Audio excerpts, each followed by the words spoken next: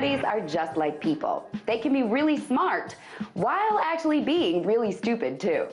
Like this study from folks at Stanford University and the Air Force, where researchers gave participants a game to play.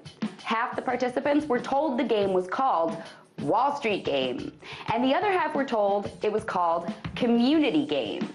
The ones who were told it was called Wall Street Game acted much greedier and screwed over other players more often than the ones who were told the game was called Community Game. The smart researchers then declared this to be proof that just upon hearing the words Wall Street, people get greedier and lose their moral compass. And that is stupid.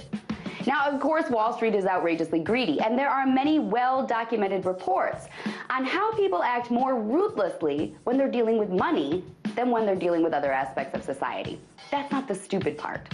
The stupid part, to me, is this. I don't think the two words Wall Street were the most important ones in the study. I think the most important word was game. People thought they were playing a game. So participants were trying to win the damn game. They weren't worried about the welfare of the other players in the game. That's where I think the study got stupid. But I think it's worth trying to figure out why the hell bankers are so greedy.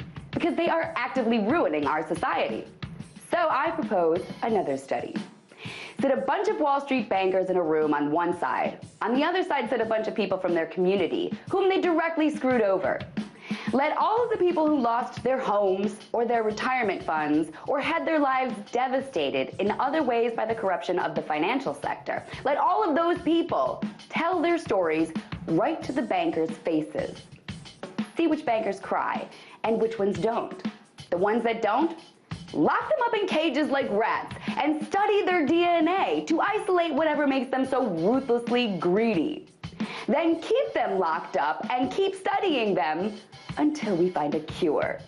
I think that's a study that would be much more useful and much smarter. Tonight, let's talk about that by following me on Twitter @TheResident.